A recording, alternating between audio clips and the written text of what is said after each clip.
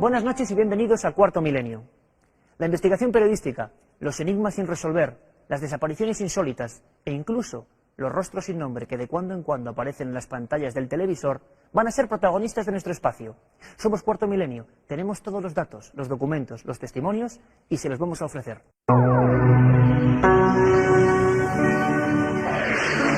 Esa noche iba a cumplir 10 años. Se llamaba Juan Pedro Martínez Gómez y viajaba en la cabina de un camión cisterna junto a sus padres.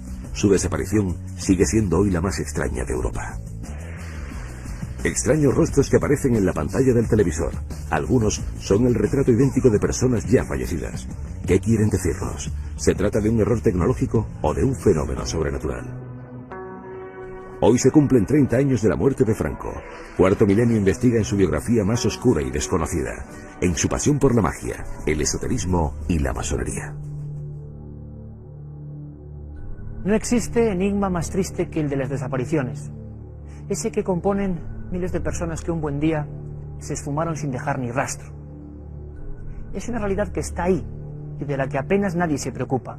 Este documento al que el equipo de Cuarto Milenio ha tenido acceso es un expediente del Ministerio del Interior que asegura que hoy en nuestro país hay 4.500 desaparecidos de alta extrañeza. Y no solo eso, en los congeladores de la Policía Judicial reposan 500 cadáveres sin nombre, de los cuales no sabemos absolutamente nada. El tema es así de macabro. Sin embargo, yo quiero contarles otra historia, la de un niño que iba a cumplir 10 años una noche de San Juan de 1986. Quizás su nombre no les diga mucho. Se llamaba Juan Pedro Martínez Gómez. Viajaba en un camión junto a su padre y su madre. Pero aquel viaje se interrumpió y pasaron suficientes cosas para que hoy sea considerado un auténtico expediente X. Dije Juan Pedro Martínez Gómez y quizá recuerden más la identidad de este protagonista si les digo que estamos hablando del niño de Somosierra.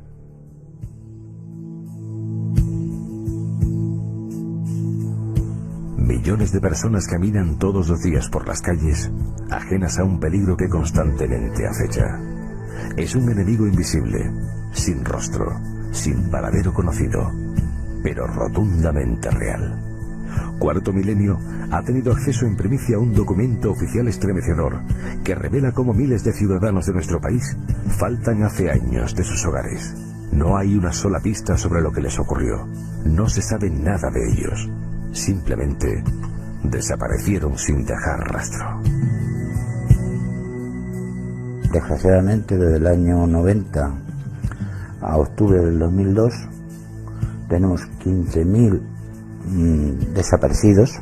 Eso está en el boletín oficial del Estado, y 4.500 cadáveres sin identificar. Cayetano Jiménez sufre la tragedia que supone la desaparición de su hija Ana Belén. Su caso no es único. Existen personas de todo tipo y condición que de repente, y sin motivo aparente, se esfumaron.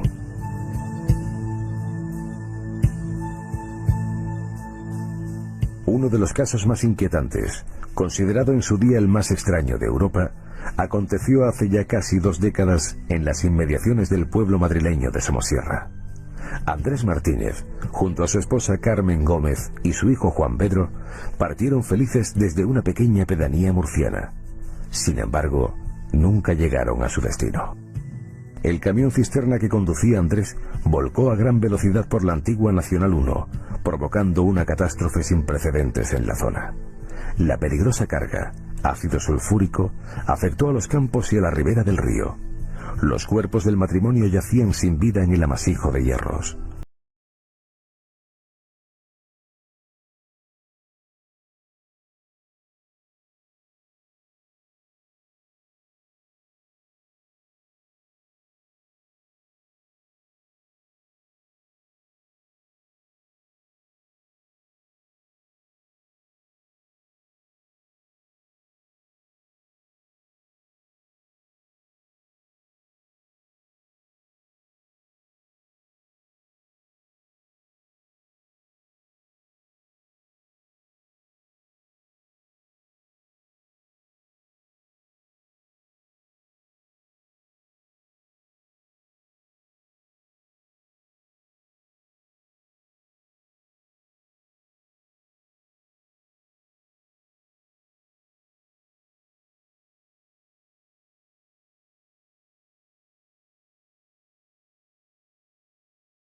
Un sencillo experimento químico. ¿Qué sucede cuando se le echa agua al ácido sulfúrico cuando toma agua? Se produce una reacción más o menos violenta y se produce un desprendimiento de gas.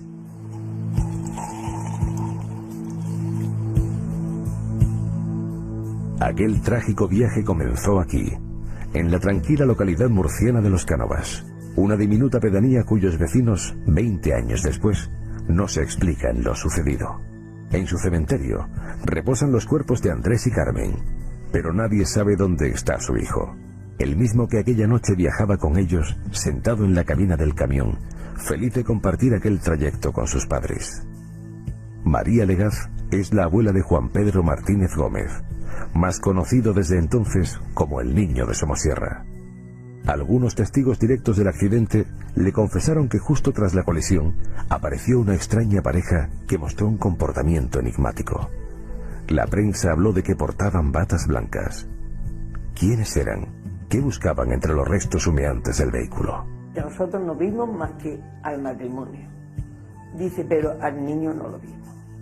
Solamente que llegó un habanés con un matrimonio, dice con acento extranjero, y él decía que su señora que era enfermera, que su mujer era enfermera, y estuvieron dando vueltas. Viene el accidente, dice, y se fueron, y no nos enteremos ya de más.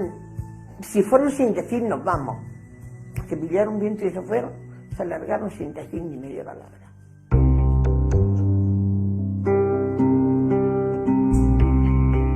Una carretera tortuosa por la que ya no pasa casi nadie. Este es el lugar exacto del accidente. Aquí se interrumpió aquel viaje. A lo largo de mesones y estaciones de servicio de la ruta, varios testigos vieron al niño e incluso le sirvieron en mitad de la madrugada. El último en hacerlo, muy cerca del lugar de la colisión, fue el camarero Felipe Alhambra. El hombre pidió un café solo para él, un vaso de leche con una bayonesa para el niño y un café con leche para la señora. Se lo tomaron y se marcharon. Nada más marcharse en el momento, yo vi que salía una cisterna, o sea, un camión cisterna. Casi 2 décadas después, aún son visibles los montículos de cal que se utilizaron para neutralizar el ácido sulfúrico desprendido del camión cisterna. Fueron muchos los que especularon en su día con la posibilidad de que este líquido hiciera desaparecer el cuerpo de Juan Pedro. Era un modo de explicar lo sucedido, pero hoy sabemos que la hipótesis, a ojos de la ciencia, resulta imposible. A pesar de la gran capacidad corrosiva y disolvente de este ácido, en una persona hay una serie de componentes o elementos internos y externos que no son susceptibles de ser atacados y disueltos por el ácido sulfúrico. Pensemos simplemente en los dientes, por ejemplo. Otro ejemplo son algunos componentes de una ropa que cualquier persona de cualquier edad puede llevar puesta, botones, la suela de unos zapatos.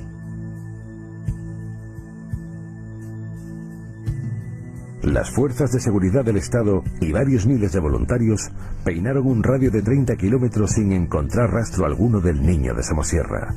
Ni un pelo, ni una huella, nada. En el tacógrafo del camión, un disco de papel que registra cualquier movimiento del vehículo, aparecían 12 paradas en la subida al puerto, sin que todavía se haya podido explicar la causa de aquellas pausas. Nadie pudo localizar la furgoneta Panet que apareció repentinamente al lado del accidente, ni averiguar la identidad de sus ocupantes. Y nunca más se supo de aquel niño. El caso continuó abierto durante años, hasta que Interpol lo consideró el caso más extraño de Europa. Poco a poco, la historia fue marcando la vida de todos los que se vieron implicados en la investigación, tiñendo de una tristeza muy especial sus miradas. ¿Cómo podía alguien esfumarse sin dejar rastro? La esperanza dicen que nunca se debe perder. Yo no soy de las personas que pierden la esperanza nunca, porque tengo motivos en mi familia para no perderla. Pero es algo que el tiempo te va menguando, te va reduciendo. Y llega un momento en que, bueno, esa esperanza se convierte en algo que, bueno, ahí está, pero nada más. No piensas en ese posible milagro, ¿no? Ya lo vieras de otra forma muy distinta. Posiblemente aparezca, como he dicho antes, alguien que pueda aclarar algo. pero ¿dónde está ese alguien? Es muy difícil.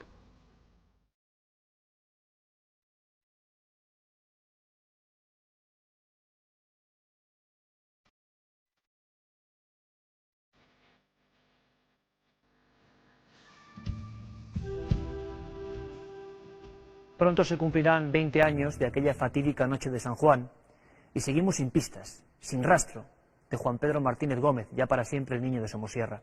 Sin embargo, es curioso porque mucha gente piensa que lo que transportaba el camión cisterna, esa gran cantidad de ácido sulfúrico, pudo disolver al muchacho. Y es normal creerlo porque tampoco las personas normales y corrientes sabemos qué hacen o dejan de hacer determinados agentes químicos sobre el cuerpo humano. Queremos en Cuarto Milenio hacer un experimento pionero. Para ello contamos con la inestimable ayuda de Martín Fernández. Él es químico del IGME, Instituto Geológico y Minero de España. Buenas noches, bienvenido. Buenas noches. Vamos a intentar mostrar si el ácido sulfúrico, en una carne muy parecida a la del ser humano, carne de cerdo, genera esos desastrosos fenómenos, ¿no? No, ciertamente no, esos fenómenos son mucho más lentos.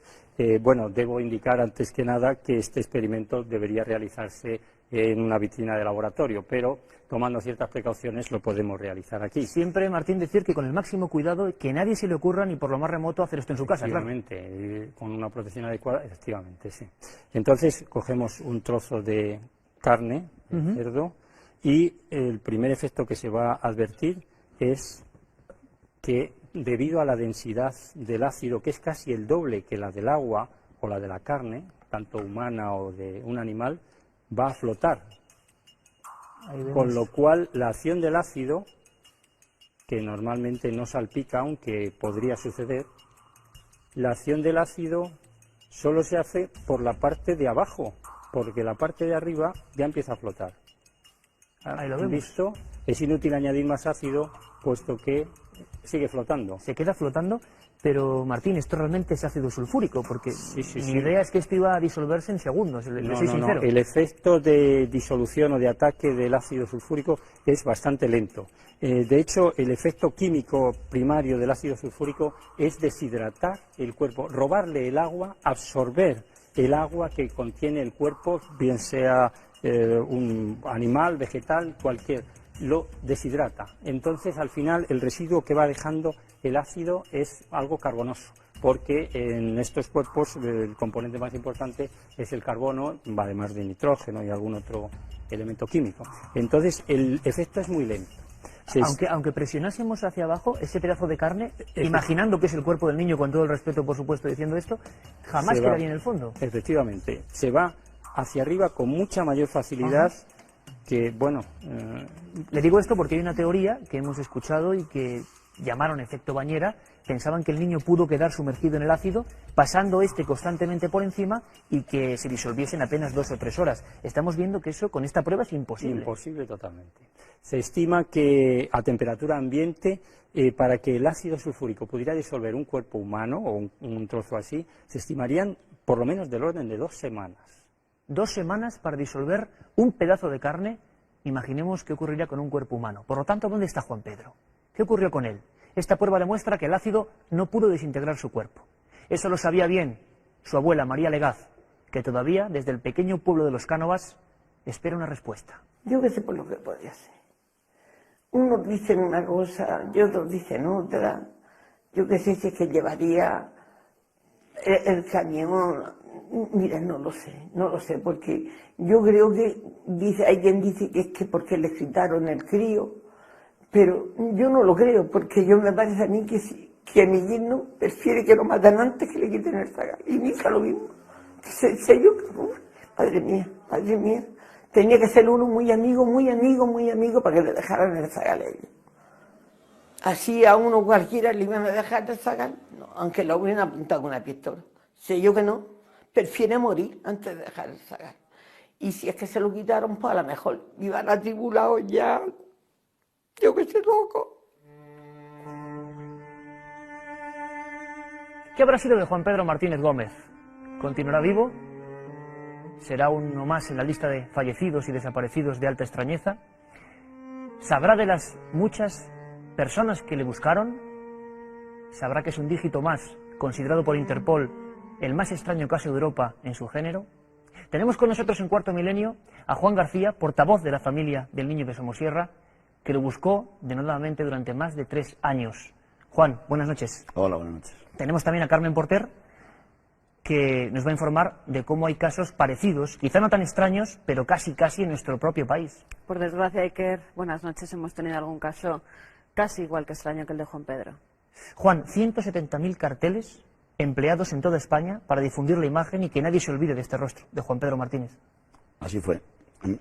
Enviamos aproximadamente unos 85.000 carteles a todos los colegios públicos y privados del país, con el objetivo de que la imagen se quedara cerca de los niños, ya que son ellos los primeros que son capaces de localizar cuando un niño llega a la zona, y otros 85.000 carteles que pegamos en todas las calles y pueblos de España. ¿Ha visto usted la prueba del ácido? ¿Qué piensa? Hubo muchas personas que creyeron que simplemente el asunto se resolvía con que Juan Pedro había sido disuelto por ese material químico. Bien, ese hecho, dadas las características de cómo sucedió el accidente, se descartó en aquel momento, ya que la prueba evidente que estaba sobre el terreno es que la boca de la cuba que se arrancó en el accidente provocó que todo el ácido de ese depósito cayera sobre el cuerpo del padre y no presentaba signos de quemaduras, simplemente tenía quemaduras superficiales sobre la piel la tenía negra, pero no le faltaba ningún elemento de la piel que le hubiera podido quemar el ácido. Mucha gente, Juan, se pregunta por esos 2 individuos, algunos lo describen con batas blancas, otros hablaron de pelo rubio, hay una furgoneta Banet blanca que hace detenerse al camión, pasaron muchas cosas en ese trayecto que nunca se han aclarado. ¿Usted qué opina después de su investigación?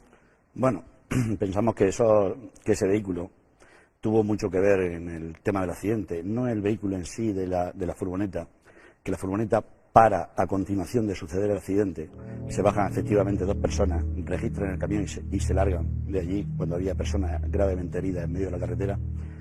Si nosotros pensamos que aparte de ese vehículo también iba otro, pero vamos, nuestro esfuerzo se basó principalmente en localizar ese vehículo. De hecho, logramos sacar todos los DNI de todos los propietarios de furgonetas de ese modelo que había en España en esos momentos, pero no tuvimos la colaboración policial para sacarnos las fotografías para poder identificar al conductor o al propietario del vehículo. ¿Y usted qué cree que ocurrió? ¿Qué le pudo pasar a ese muchacho? ¿Quién podía secuestrarlo, retenerlo? Porque en algún momento de ese viaje desaparece y, sin embargo, punto por punto, creo que usted lo confirmó paso a paso, personas fueron verificando que Juan Pedro iba en ese camión, en el Volvo F12 de Andrés Martínez. Los 3 iban creemos que hasta la última parada que hace el camión. El camión hace los últimos 20 kilómetros, cuando empiezan los últimos repechos del Somosierra, empieza a efectuar extrañísimas paradas clásicas cuando existe una caravana, cuando hay una caravana donde los vehículos se hacen frenar unos a otros, pero aquel día no había caravana. Sin embargo, en los últimos 20 kilómetros el camión efectúa 12 paradas de segundos, incluso algunas paradas de 0 segundos, excepto la última parada que sucede en el último repecho, antes de saltar, de cumbrar el Somosierra, que tarda 22 segundos. Ese fue el momento fatídico, porque a partir de ahí, desde la primera parada, cuando nosotros comprobamos toda esa circulación, vemos que el camión, en cada momento que pasaba, cada parada que pasaba, Andrés se enfadaba más. Es decir, la circulación ya no era normal. Es decir, él le exigía más al camión, iba enfadado, digamos. En la última parada ya sale de esa parada de una forma no alocada, sino a la desesperada, es decir, de una forma desesperada. De hecho, nosotros comprobamos ese recorrido desde la última parada hasta el accidente, que hay aproximadamente 2 kilómetros, y con un camión, del mismo modelo de camión, con la mitad de la carga que llevaba, no pudimos ponerlo a la velocidad que él saltó el Somosierra. Él pensamos que iba siguiendo a alguien. ¿A quién?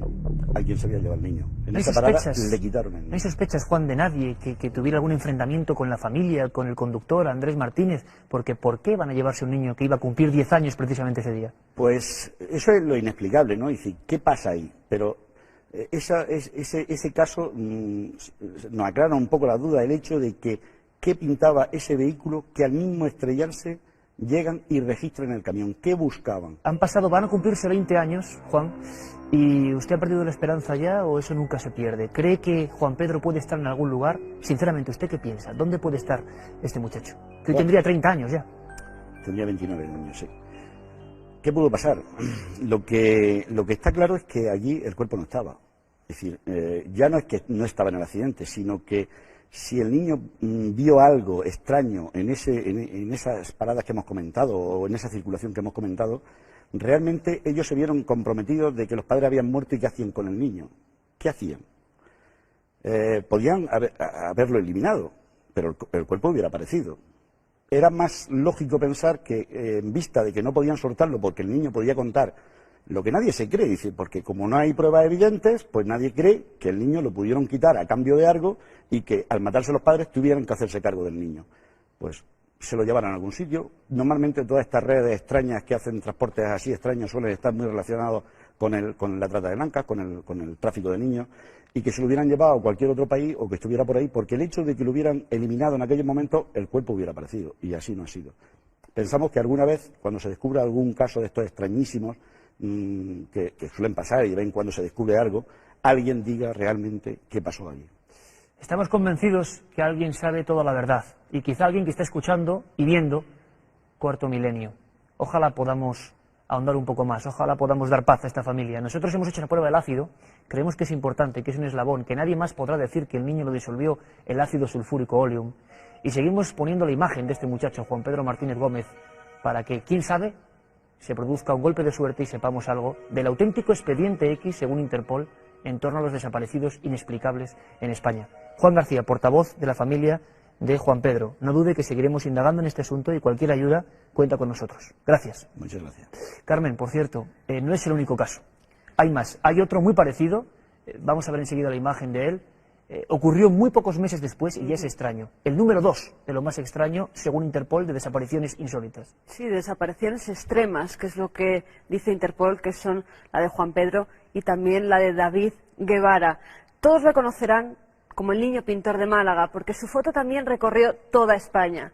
Era un chaval que tenía 14 años, pintaba fenomenal, todos reconocían en Málaga sus obras, y justamente cuando va a ir a una exposición en la que se mostraban sus cuadros, desde que sale de su casa hasta que llega a la parada del autobús, en apenas 100 metros, le ven testigos, Iker, le ven varias personas cómo va cargado con su mochila, con varios objetos para pintar, cómo lleva esos pinceles, y va a la Masón. Era una sala de exposiciones donde precisamente se inauguraba ese día. Era un genio precoz, tenía 14 años. Efectivamente, Iker. Pero lo raro es que no ven a nadie aparcar a su lado, no ven que se acerca ningún coche. Él iba hacia la parada del autobús y en ese camino, desde su casa hasta que llega, desaparece inexplicablemente. No es como si se le hubiera tragado el aire por completo. Bueno, hemos visto la imagen de ese niño, otro niño con misterio, David Guerrero Guevara, desaparecido un 4 de abril del 87, y hablamos de fotos, de imágenes, de su colaboración para Cuarto Milenio, todas las imágenes, documentos que tenga, que creen que puede interesar este programa para iniciar una nueva investigación. Ya saben, 2 vías de contacto muy importantes. Carmen Porter. Las vamos a dar, como siempre, esas 2 vías de contacto. Una es a través del mail, nos pueden escribir a cuartomilenio@4.com, y también si quieren hacerlo a través de la carta para sus envíos de fotografías, de cintas, todo lo que ustedes deseen, pueden hacerlo a la calle Gran Vía, número 32, tercera planta, 28013 de Madrid, poniendo muy claramente Cuarto Milenio. Y ahora nos vamos con algo muy sorprendente, algo que habría que añadir casi en el prospecto, que es verdad, aunque nadie pudiese creerlo. La transcomunicación, psicoimágenes, algo que realmente impacta. Lo que van a ver a continuación es real. Son las imágenes recogidas por algunos investigadores centroeuropeos que iniciaron sus experimentos en 1985.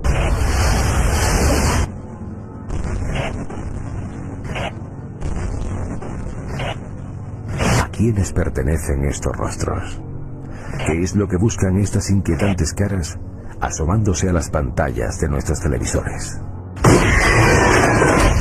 Ellas, igual que la psicofonía, lo que buscan es dar consuelo a la humanidad o a sus seres queridos, porque así lo han dicho, dar consuelo para demostrarnos que la vida no termina aquí.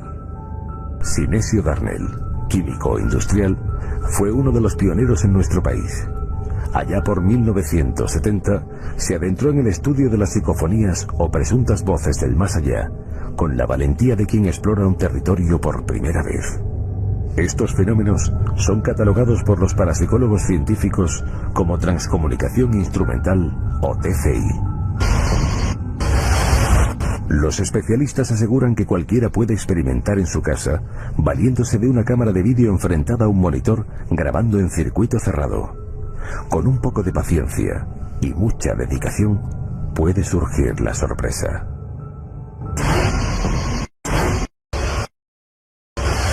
Estas imágenes fueron recogidas por un grupo de investigadores de las Islas Canarias.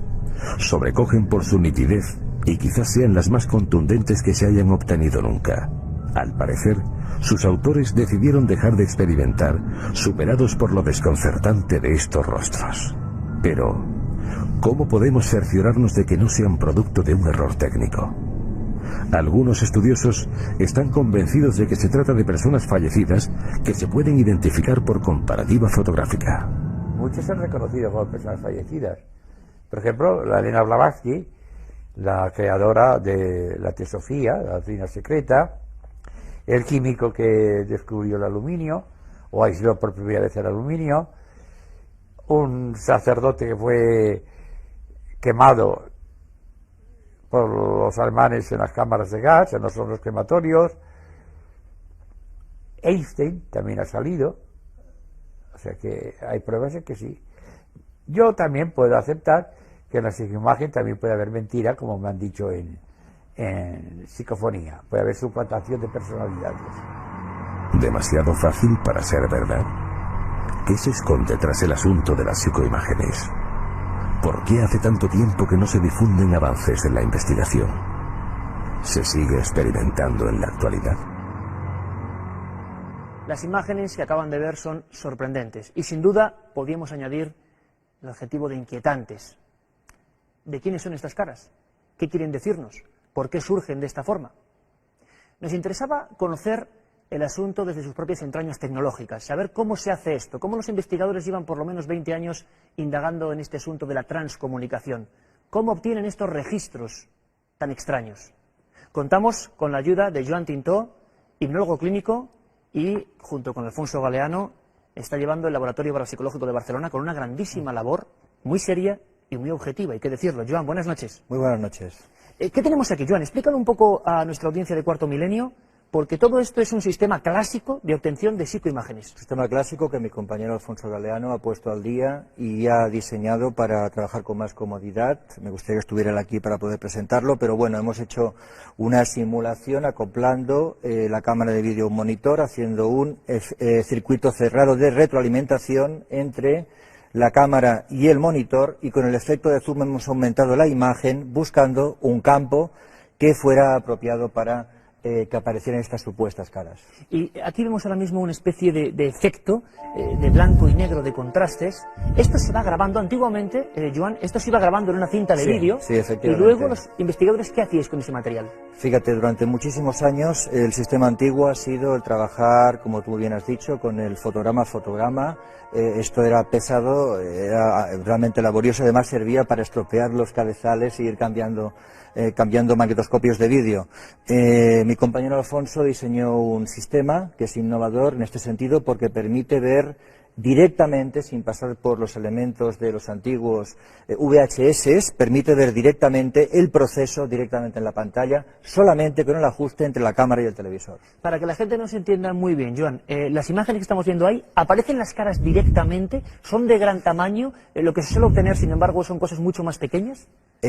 Aparecen caras en una serie de bordes muy concretos, pero aquí entraríamos ya en la polémica, porque aquí es donde yo estoy convencido que aparte de la técnica es muy importante el soporte humano que haga de canalizador entre el supuesto fenómeno y los aparatos. O sea que no solo es importante el material tecnológico, sino la persona que esté detrás. Esta es mi postura en este sentido. Así es como se obtienen las psicoimágenes. Pero ahora queremos dar un paso más. Cuarto Milenio se adentra en el día a día de muchos técnicos y especialistas que trabajan con todo su esfuerzo para intentar obtenerlas con mayor fidelidad, con mayor rigor científico. Acompáñenos al mundo de la transcomunicación. Cuarto Milenio acudió a Barcelona para entrevistar a un grupo de transcomunicación formado por Alfonso Galeano y Joan Tinto. El estudio sistemático les ha llevado a registrar algunas decenas de psicoimágenes, pero las preguntas siguen ahí. ¿Quiénes son? ¿Quieren decirnos algo? ¿A quiénes pertenecen? ¿Hay una realidad objetiva detrás? Son, diríamos, la fotografía, entre comillas, de alguien que ya fallecido se comunica con nosotros desde otros planos dimensionales.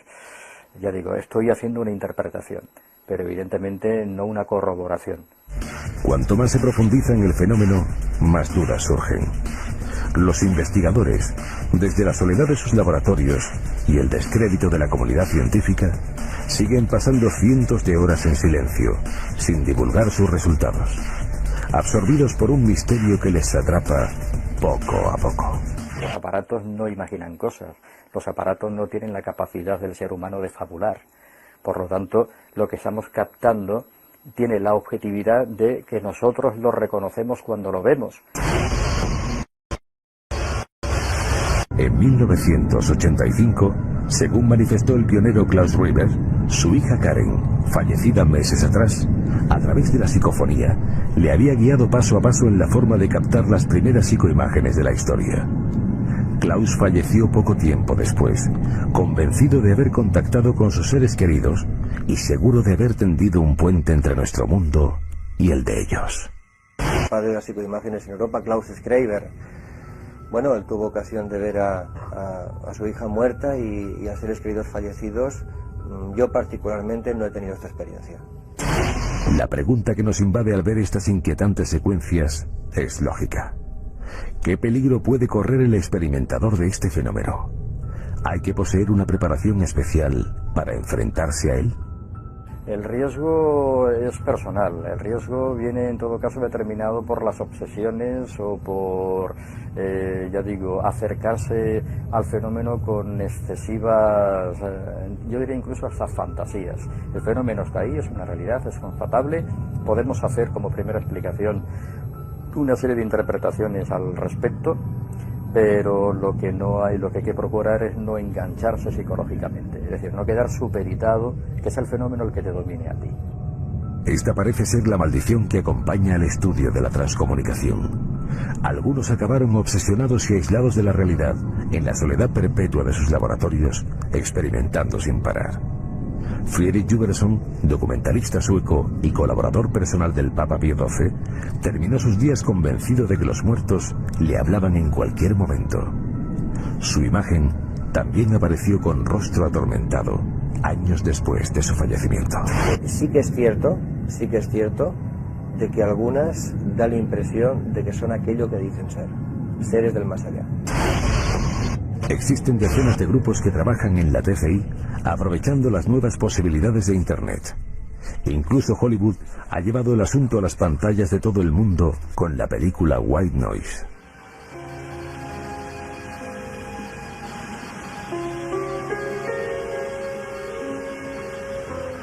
Hay quien asegura que estamos asistiendo al despertar de una nueva religión tecnológica cuyas bases ya están formuladas. Cuando Einstein anunció su teoría de la relatividad en 1915, los matemáticos de aquella época se limitaron a decir que aquello era un simple juego matemático, que no servía para nada. Luego, con el paso de los años, mira si ha servido la teoría de la relatividad. En este caso yo no pretendo ser ningún Einstein, ni mucho menos, pero quién sabe, quizá el día de mañana, esto que ahora parece un juego o una afición, pueda tener una trascendencia o una importancia para otras investigaciones más profundas. ¿Quién sabe si el tiempo y los esfuerzos de unos pocos exploradores a contracorriente harán que descubramos el final de este enigma?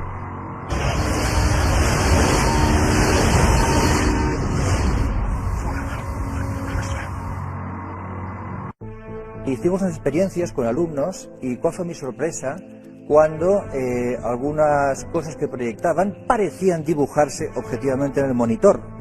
Eso me dio la pista de que tenía mucho que ver lo que uno estaba sintiendo emocionalmente en ese momento. El odio de Franco hacia la masonería era tan profundo y personal que, ya siendo jefe del Estado, escribió un libro sobre el tema firmando con el seudónimo de Jacques Imbourg.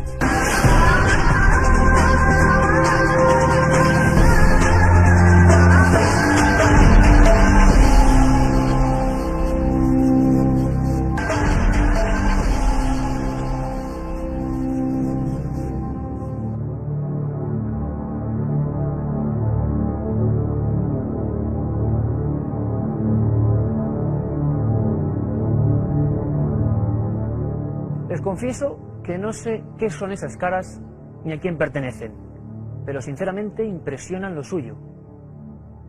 Joan Tinto, ¿qué es lo que hemos visto, según tu opinión? Pues estas imágenes de Canarias que hemos visto son unas caras demasiado perfectas y encuentro a faltar que me expliquen las variables de cómo se han conseguido. Cosa necesaria como investigadores para poder reproducir el fenómeno con esas variables y poder contrastar si se puede repetir o no. Como no hemos podido hacerlo, expongo mis dudas debido precisamente a que no hemos podido contrastarlo.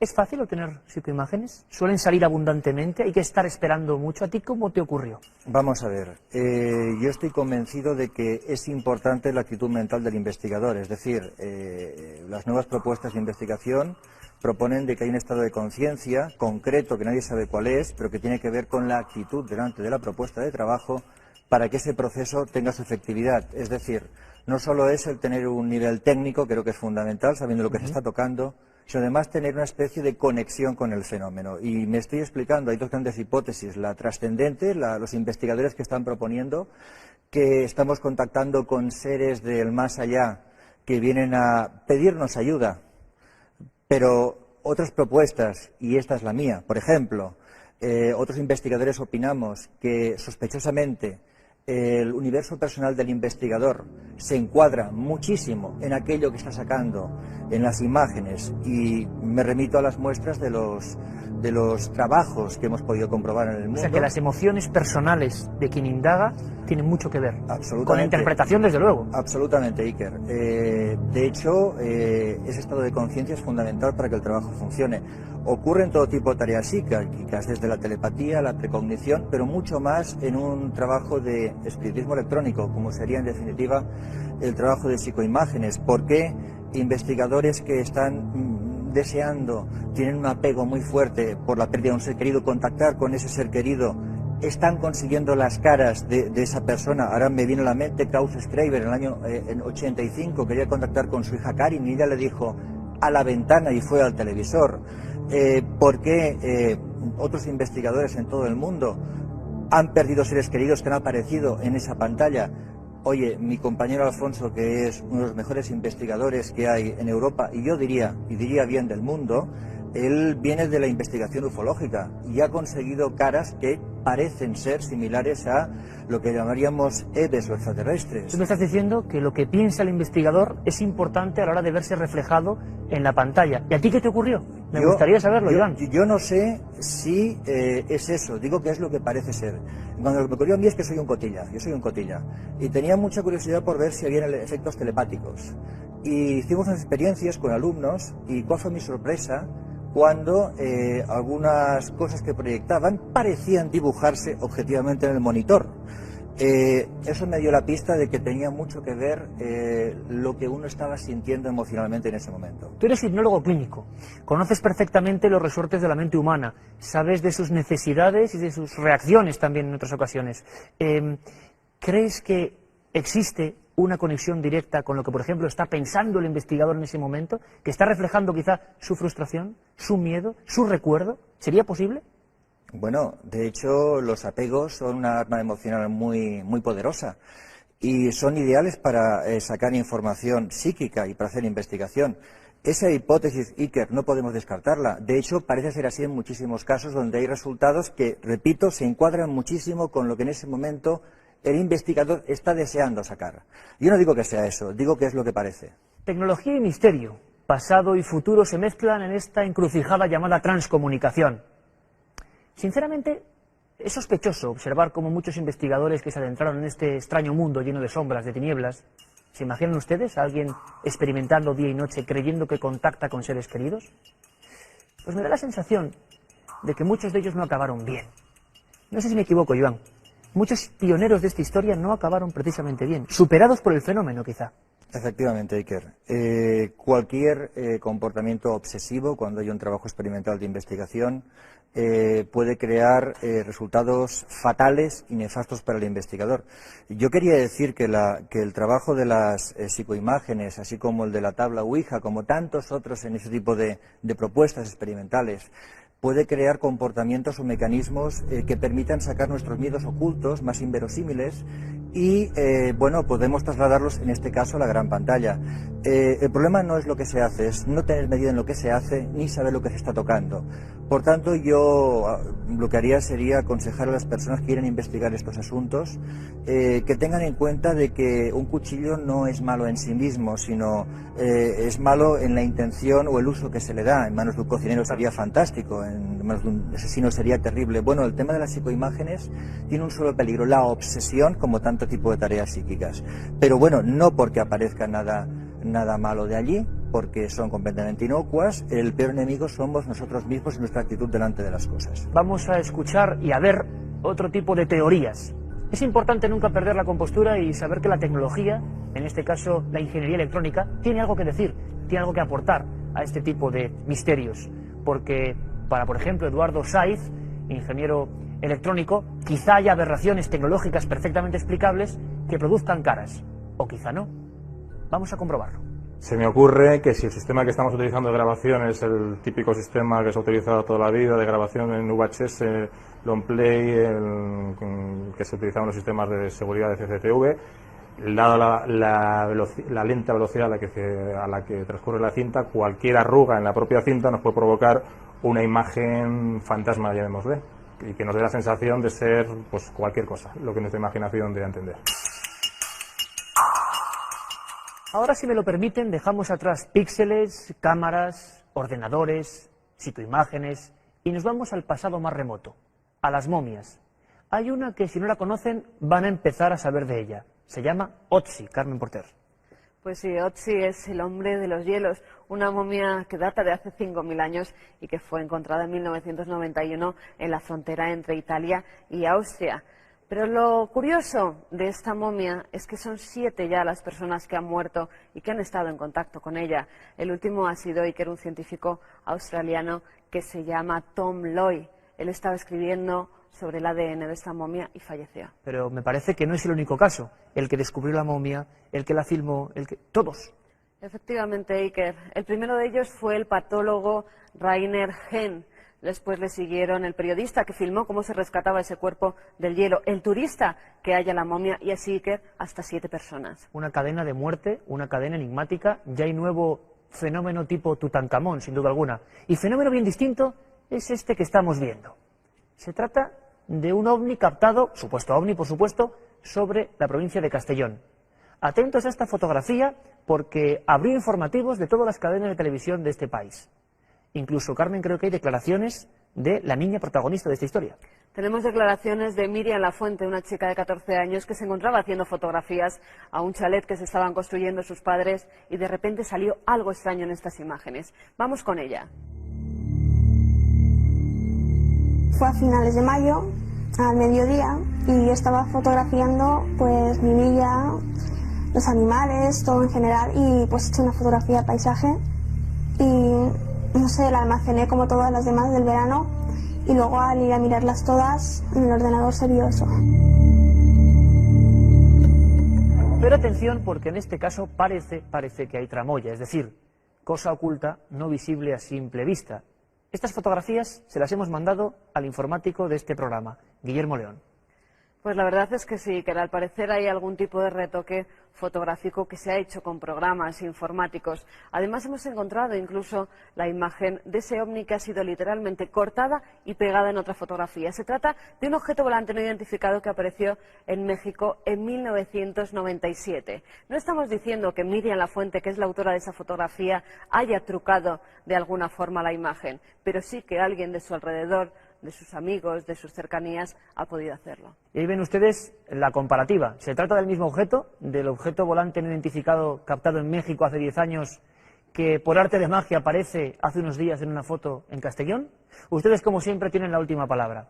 Por cierto, que vamos de eso, de palabras bíblicas y enigmáticas, Carmen. Sí, el último descubrimiento arqueológico se ha realizado en Gat, al sur de Israel. Allí, que en una vasija se ha hallado una inscripción que hace referencia al gigante Goliat, ese personaje que hasta ahora era legendario y que a partir de hoy puede empezar a ser no una leyenda, sino pura realidad. Goliat, un personaje poderoso, un personaje influyente, como lo fue Francisco Franco. 40 años gobernando España con mano de hierro en una dictadura larga y que tuvo muchos puntos oscuros. En este 30 aniversario vamos a leer, y estamos leyendo ya, todo tipo de teorías, de hipótesis, de conocimientos más o menos superfluos. Sin embargo, hay un lado oscuro de Franco, un lado de esoterismo, de enigmas, de pasión por la masonería. ¿Quieren conocerlo? Vamos a hacerlo aquí, en Cuarto Milenio. En el momento en el que se cumplen 30 años de la muerte del general Franco, resulta asombroso comprobar que aún quedan en su biografía hechos desconocidos, que tienen que ver con el mundo de lo mágico, lo insólito y lo esotérico.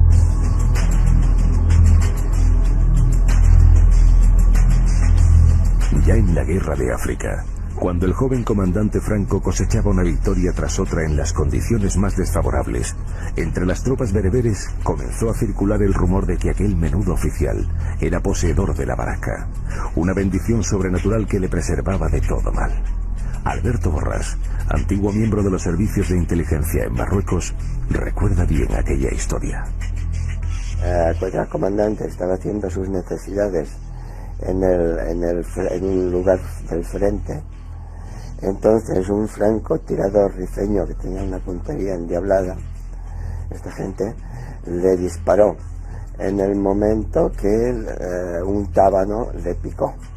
Entonces el movimiento brusco que hizo el entonces comandante evitó que la bala le atravesara la cabeza.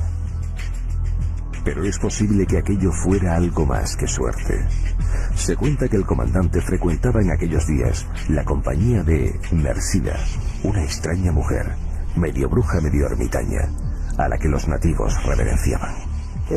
Ya había conocido bastante a Franco y le había asesorado en algunas decisiones importantes, pero no creo que utilizara cartas ni bolas de cristal ni nada de este tipo. Esta era una mujer muy intuitiva y sencillamente con la intuición ya tenía bastante, ¿no?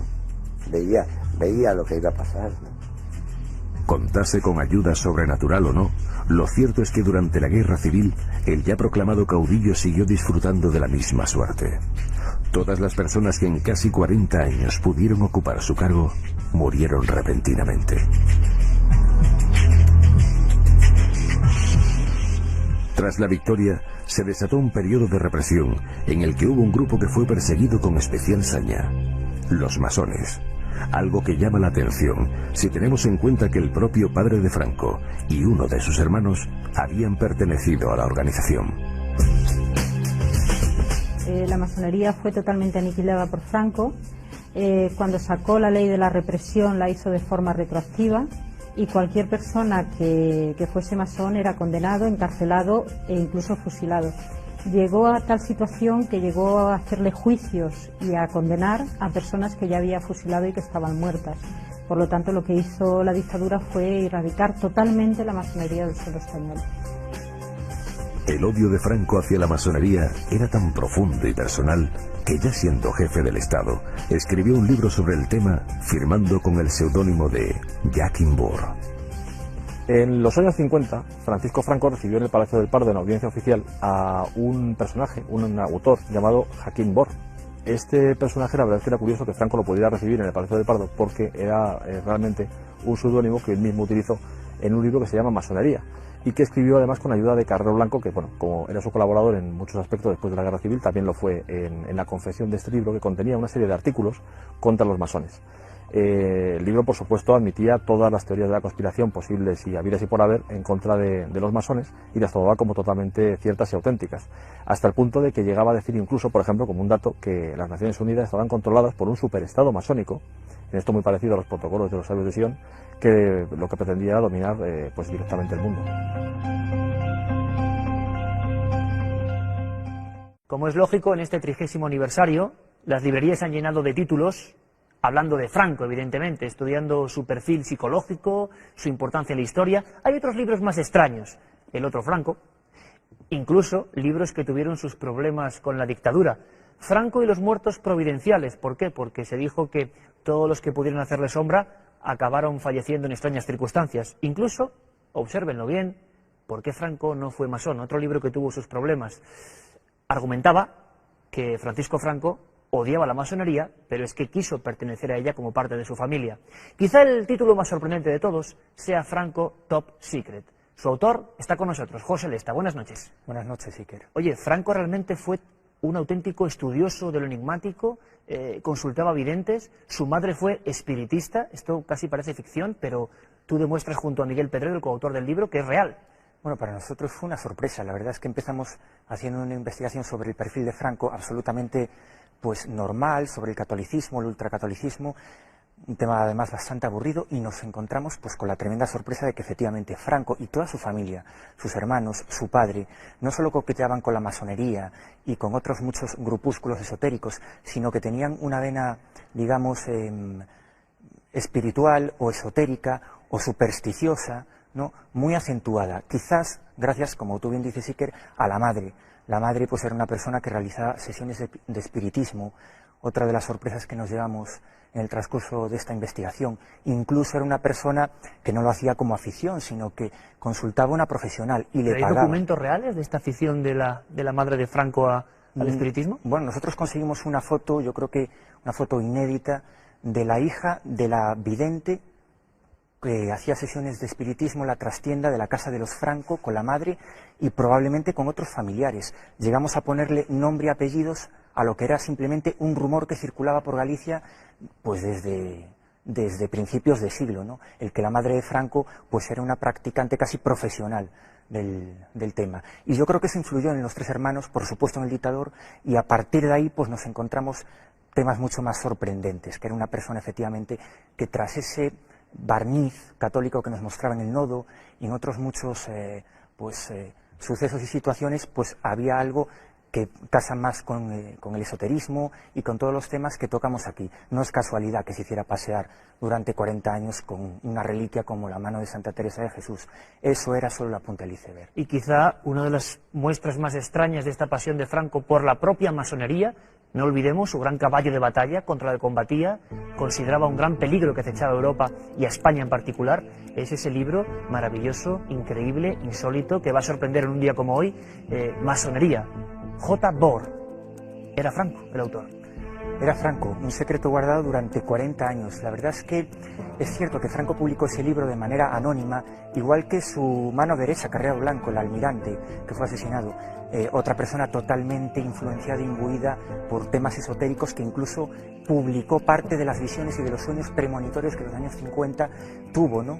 Es una persona que también publicó con el seudónimo de Juan de la Cosa libros muy curiosos, ¿no? Y efectivamente Franco publicó ese libro tremendo, Masonería, donde echaba la culpa de todos los males de España y de la historia española pues a la sociedad secreta, y fue un libro publicado en el año 52, vendido a diestro y siniestro. Los españoles se interesaron mucho por él, pero no fue hasta el año 81 que la Fundación Francisco Franco pues desveló un secreto que algunos ya intuían, ¿no? Es decir, que Franco estaba absolutamente obsesionado con el tema a nivel personal y por eso hizo ese libro. Es probable que esa obsesión, José Lesta, autor de Top Secret, el lado oculto de Francisco Franco, esa obsesión proveniese por un intento de pertenecer a la masonería, como por otro lado perteneció su propio hermano, Ramón Franco. Bueno, nosotros es la hipótesis que barajamos y basado en unos datos, ¿no? No es una hipótesis gratuita. Franco, según esos datos, intentó entrar hasta 3 veces en la masonería. ¿3 veces? Sí, bueno, esto dicen que no hay 2 sin 3. Franco tenía 2 hermanos, uno de ellos, el famoso aviador mundialmente conocido por el viaje del Plus Ultra, era masón, además de una logia, Concordia, en Madrid, muy curiosa, una logia que siguió funcionando en España a lo largo de todo el siglo XX. Por ejemplo, hasta hace poco, banqueros como Mario Conde formaban parte de esa logia, ¿no? Y su otro hermano, Nicolás Franco, era una persona quizás el más inteligente, más dedicado al mundo de los negocios, era jefe de los Rotarios en Valencia. Los Rotarios, para que nos hagamos una idea, es una especie de masonería de tipo empresarial, por decirlo de alguna manera. Y como te digo, no hay dos sin tres. Franco lo intentó, según esos datos, 3 veces. Hay una declaración jurada de un militar coetáneo de Franco, el teniente coronel Joaquín Morlanes, que asegura y perjura en una lista de personas que dejó por escrito, militares todos ellos, que fueron los que votaron en contra de que Franco entrara en la masonería cuando era un oficial desconocido en el norte de África. Concretamente dice que intentó entrar en la logia Lucus, en Larache, donde él servía, como te digo, cuando era un soldado totalmente desconocido. Y lo más interesante yo creo que es que los militares votaron en contra de su propio compañero de armas, pues por la excesiva dureza que tenía con la tropa. Es decir, era una persona que ya apuntaba un poco lo que iba a ser en el futuro, desgraciadamente, ¿no? Y por eso lo rechazaron. Biografía absolutamente desconocida del general Franco, pero hay un detalle que a los historiadores tampoco se les ha pasado de largo, y es la tremenda suerte de un hombre físicamente empequeñecido respecto a otros, con ciertos complejos, lo han dicho varios psicólogos y psiquiatras, no lo digo yo, pero que sin embargo estaba siempre rodeado de un aura de magnífica suerte. La barraca de Franco es un tema apasionante. Hay libros, decíamos antes, que incluso analiza históricamente cómo cualquier persona, hagamos historia, que pudo en algún momento sustituirle a lo largo de 40 años, falleció en circunstancias curiosas. Esa barraca, se hablaba mucho de ello desde el inicio, incluso de la Guerra Civil. Fue uno de los grandes mitos que aprovechó toda la maquinaria franquista, ¿no? Para, bueno, pues para subir al dictador a la esfera casi de lo mitológico, ¿no? Pero es cierto que si uno cuando va a investigar y a nivel estadístico, ¿no?, empieza a rebuscar en antiguos papeles, pues cuando Franco era un soldado anónimo en el norte de África luchando, y se da cuenta de que en los 3 primeros años esa barraca empezaba a crecer, precisamente porque 42 oficiales que habían entrado a luchar con él, pues habían caído en combate y solo quedaban 7 ilesos tras 3 años de combate, y uno de esos 7 era Franco. Pues es cierto que hay algo real detrás de todo eso, es decir, era un tipo con suerte, se puede decir, ¿no?, desde ese punto de vista. Y después hay una serie de sucesos que fueron ocurriendo, por ejemplo, cuando lo hirieron de muerte, ¿no?, en 1916, siendo, como te digo, un soldado anónimo, no tenía ningún aparato propagandístico a su alrededor, pues también esa barraca que decían los moros que le protegía contra las balas, parece que actuó de nuevo, ¿no?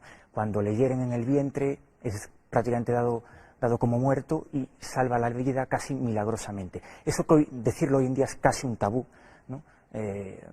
Sin embargo, pues cuando uno, como te digo, va a analizar pues todo lo que sucedió, pues las radiografías médicas que se tomaron en su momento y tal, pues te das cuenta de que era cierto, un tipo que efectivamente tuvo suerte. Las muertes que tuvo a su alrededor para encaramarse al poder, porque no era una persona precisamente ni muy culta ni muy preparada, fue un tipo, como te digo, Iker, que se encontró el poder casi por un azar, ¿no? Es decir, 4 muertes muy importantes sucedieron a su alrededor, y gracias a esas muertes pues azarosas, él se encaramó al poder. Por ejemplo, el general Mola, que era una persona que después de la Guerra Civil podía haberle hecho sombra, murió en un aparatoso accidente de aviación. Se habló de un atentado, de una conspiración, pero probablemente fue pues un problema. Y así con varios casos bien conocidos. Y así con varios casos. Fundamentalmente, Iker, el de Sanjurjo, el del general Sanjurjo. Esa era la persona, quizás fue el mayor golpe de suerte de Franco, era la persona que iba a liderar pues la guerra civil, ¿no?, el bando, digamos, nacional o franquista.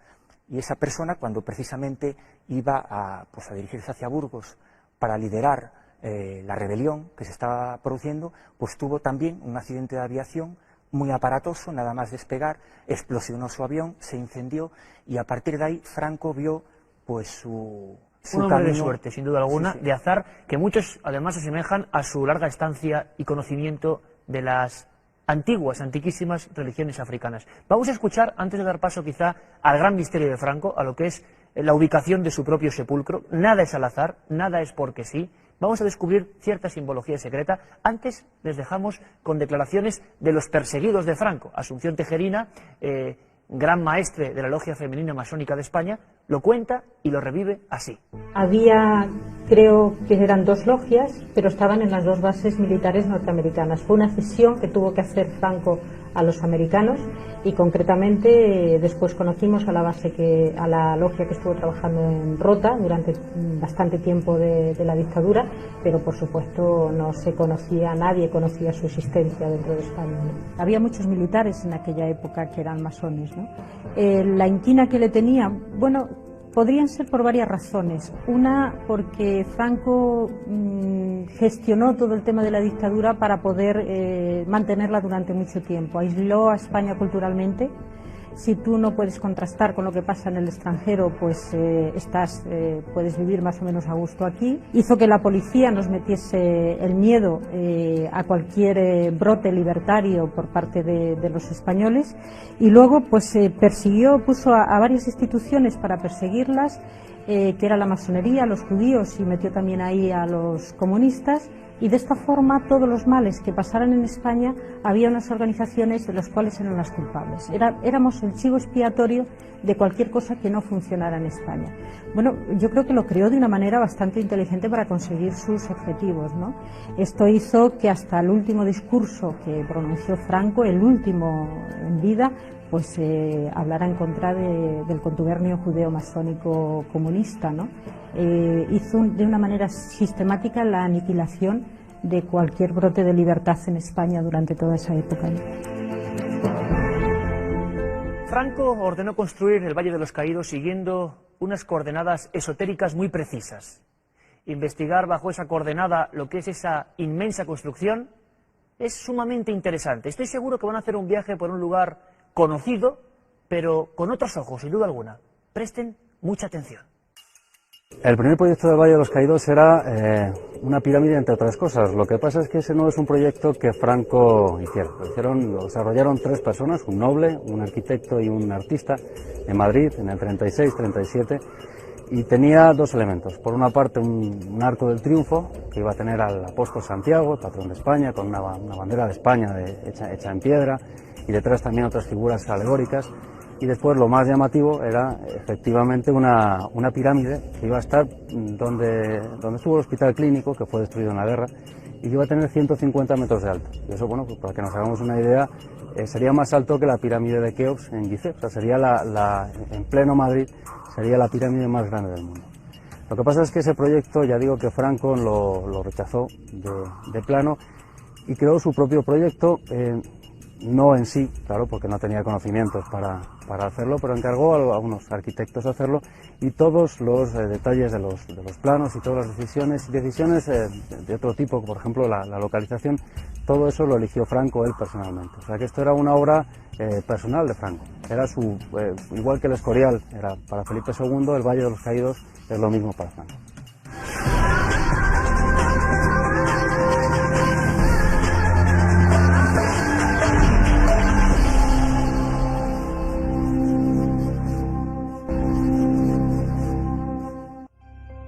El mayor de los misterios que rodean a la figura de Franco es el relativo al enclave designado para servirle de sepulcro, el Valle de los Caídos, una ciclópea construcción erigida con el trabajo forzado de un ejército de prisioneros. Los investigadores David Zurdo y Ángel Gutiérrez han trabajado durante meses en este lugar, desentrañando hasta el último de sus secretos. Sí, bueno, el Valle de los Caídos está lleno de símbolos, por todas partes. Por ejemplo, la propia entrada, la escalinata de entrada a la basílica tiene 10 escalones, y esos 10 escalones pues, pueden tomarse como un símbolo de los 10 mandamientos, que sería pues, el más directo, digamos, pero también puede estar relacionado, por ejemplo, con los 10 niveles que la Cábala contempla de la ascensión espiritual, del neófito a la sabiduría. También se suponía que había 10 escalones que daban acceso al templo de Salomón. Y después ya el hecho de que la propia basílica esté excavada en una gruta también es significativo, porque eso es algo en lo que insistió Franco él personalmente. El propósito esotérico de esta construcción queda de manifiesto cuando descubrimos que el primer proyecto fue el de construir una gigantesca pirámide, símbolo supremo del ocultismo, mayor aún que la de Keops en Egipto. El proyecto fue considerado inviable y abandonado, pero ello no le restó misterio ni grandiosidad al Valle de los Caídos. A la cruz de 150 metros de alto hay que añadir una basílica excavada bajo la montaña de granito, cuya longitud es mayor que la de San Pedro en Roma, y que está repleta de símbolos inquietantes. Una de las figuras más sobrecogedoras es la de Azrael, el ángel exterminador. Dice una antigua leyenda que aún corre entre el personal del recinto que algunas noches se puede oír un canto de mujer saliendo del interior de la estatua.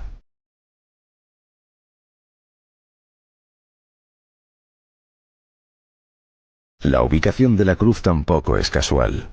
El monte Abantos es un lugar considerado mágico desde tiempo de los íberos. Al otro lado de la montaña se encuentra otro monumento con connotaciones esotéricas: el monasterio del Escorial. Los tres, la cruz, la cima del monte y el monasterio, se encuentran alineados a la perfección. El propio Franco dijo en una ocasión que solamente respondía de sus actos ante Dios y ante la historia. Después de lo que acabamos de ver, parece evidente que la historia aún tiene muchas incógnitas que despejar sobre la figura del hombre que rigió durante 40 años el destino de España.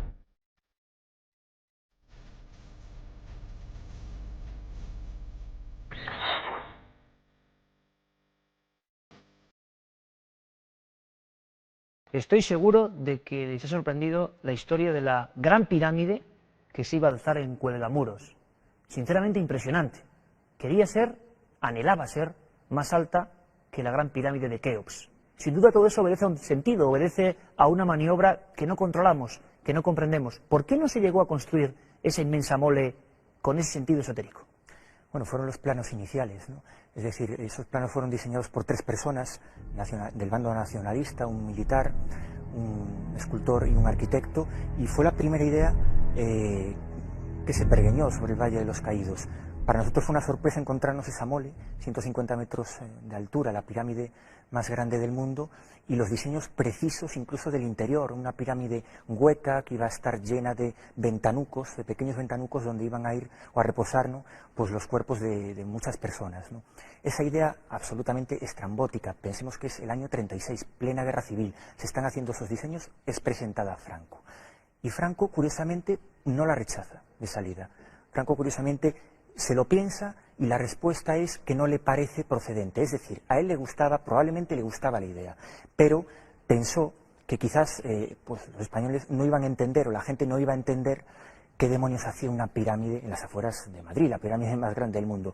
Una auténtica incongruencia, una barbaridad, ¿no? Y por eso se decantó por la cruz más cristiana y más pues católica, que es lo que nos acabó vendiendo durante 40 años, desgraciadamente. Sin duda, José, muestra fidedigna del amor de Franco por ciertas doctrinas no muy bien conocidas que entran de lleno en el esoterismo. La pirámide, ni más ni menos, el gran símbolo de lo oculto. Como decimos aquí, en Cuarto Milenio, nada es azar. José Lesta, muchas gracias. Muchísimas gracias a ti, Iker. Carmen, terminamos rápidamente este nuevo viaje en la nave del misterio con detalles sumamente importantes. Ya lo saben, ustedes pueden ser corresponsales de este programa. Su información es válida y necesaria. Información como esta. Ya lo están siendo, Iker, corresponsales de Cuarto Milenio. Fernando Morante nos escribía desde Granada porque estaba muy asustado con una fotografía que había salido mientras daba un paseo de noche con su mujer. Ellos estaban en el patio de Mexual, en la Alhambra de Granada, hacen una fotografía y algo surge en el cristal. Parece un hombre apoyado en ese cristal, pero Iker, allí no había nadie. Yo diría más, un hombre atormentado. O cegado por el flash, que también puede ser.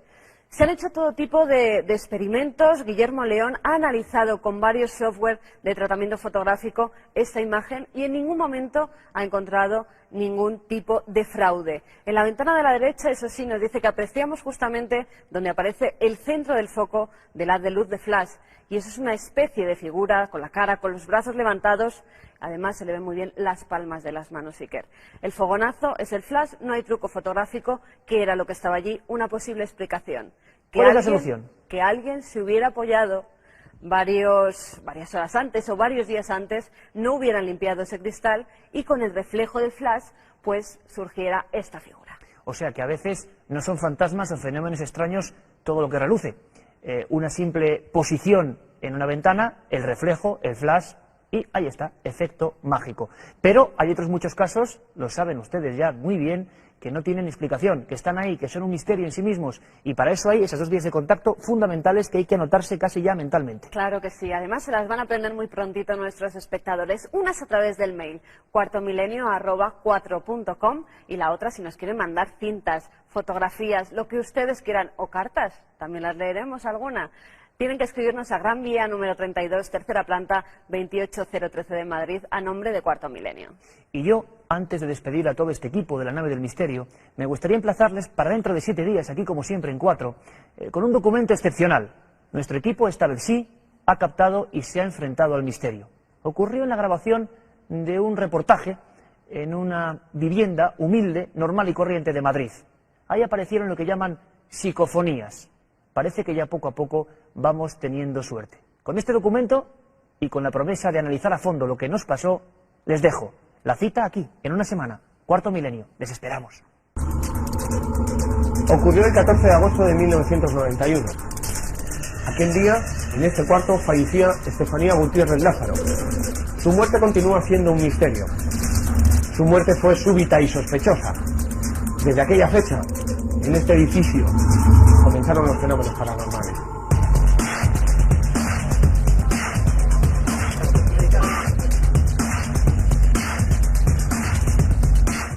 Si vuelves a nada, cógelo tú y te metes donde puedas.